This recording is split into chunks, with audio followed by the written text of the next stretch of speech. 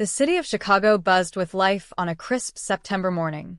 Buses hummed along Michigan Avenue, coffee shops spilled the smell of roasted beans onto the streets, and students hurried across sidewalks with backpacks and earphones. Among them was Hannah Miller, a 22-year-old communications student at the University of Illinois Chicago. She loved the energy of the city, but carried in her heart the memory of someone who wasn't there, her best friend, Ethan Carter, who had recently moved to Austin, Texas. Hannah and Ethan had grown up together in Minneapolis, Minnesota.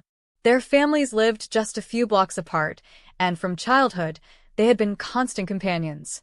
From riding bikes along the neighborhood streets to studying late into the night during high school, they were inseparable. They didn't need many words to understand each other. A glance, a laugh, or a sigh was enough. But after graduation, life began to scatter their paths. Hannah chose Chicago for college, chasing her dream of working in media. Ethan, drawn by his love for technology and innovation, accepted a scholarship in Austin to study computer engineering. When he broke the news to Hannah, she smiled bravely, hiding the lump in her throat. "It's Austin, not the moon," she said. "We'll stay connected. Miles don't break us." Ethan had grinned, though his eyes carried the same mix of excitement and fear. "Promise me we'll make it work, no matter how far?" "Promise," Hannah replied. And so, their long-distance chapter began. The first few weeks were easy. They video-called almost daily, sharing details of their new lives. Hannah showed Ethan the city skyline from her dorm window.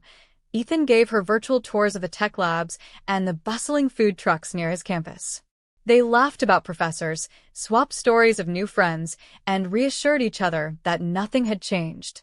But as weeks turned into months, the reality of distance began to sink in. Schedules clashed, assignments piled up, and sometimes days passed without a proper conversation.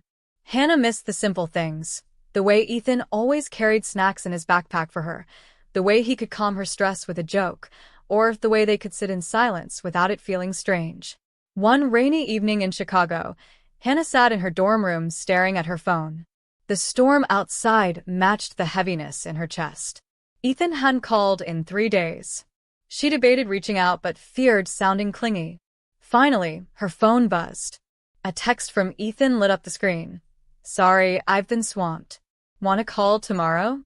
Relief washed over her, but so did worry. When they connected the next day, Hannah tried to sound upbeat. "You sound exhausted," she said. "I am," Ethan admitted. "Midterms are brutal. I didn't mean to disappear. I hate that I let you down." "You didn't let me down," Hannah replied softly. "I just miss my friend. That's all." His smile was tired but genuine. "I miss you too. More than I thought I would." That honesty pulled them closer again. They decided to be more intentional. Every Sunday night became their time, no matter what. They would sit with their laptops or phones, sometimes studying silently on the call, sometimes just chatting about random things. It wasn't the same as being together, but it was enough to remind them that their bond still mattered. One of their favorite traditions became sending care packages. Hannah mailed Ethan a box of Chicago treats, deep dish pizza mix, a Cubs cap, and a silly postcard from Navy Pier. In return, Ethan sent her Austin's famous barbecue sauce, a handmade keychain from a local market, and a photo of the Texas sunset with the words, "So you know what I see when I think of you."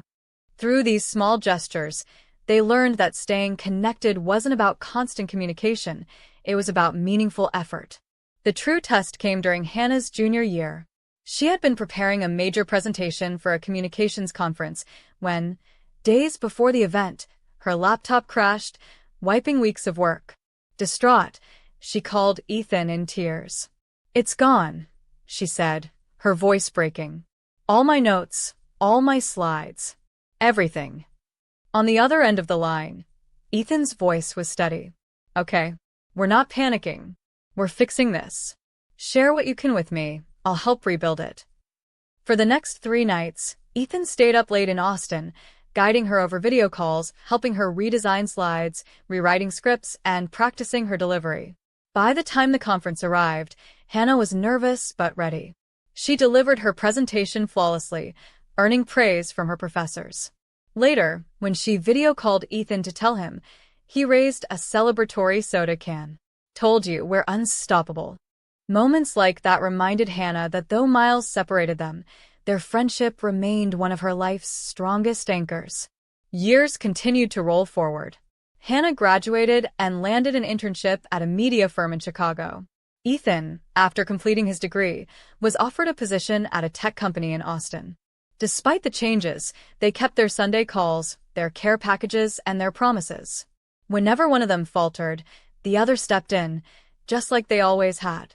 Finally, after 4 long years, the chance to reunite came. Hannah's company sent her to Austin for a project, and she extended her stay to finally see Ethan in person.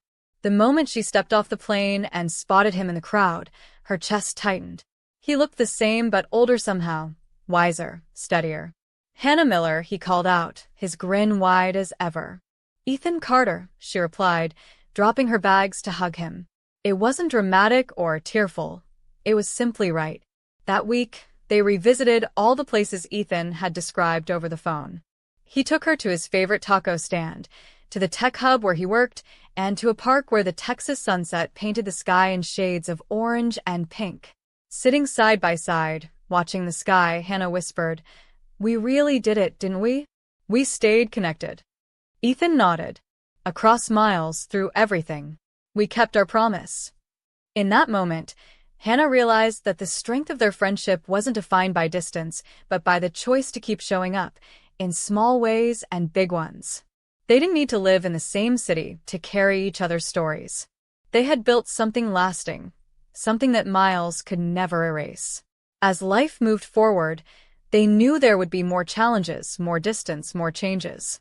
But they also knew that across miles, they would always stay connected. That was their promise. That was their story.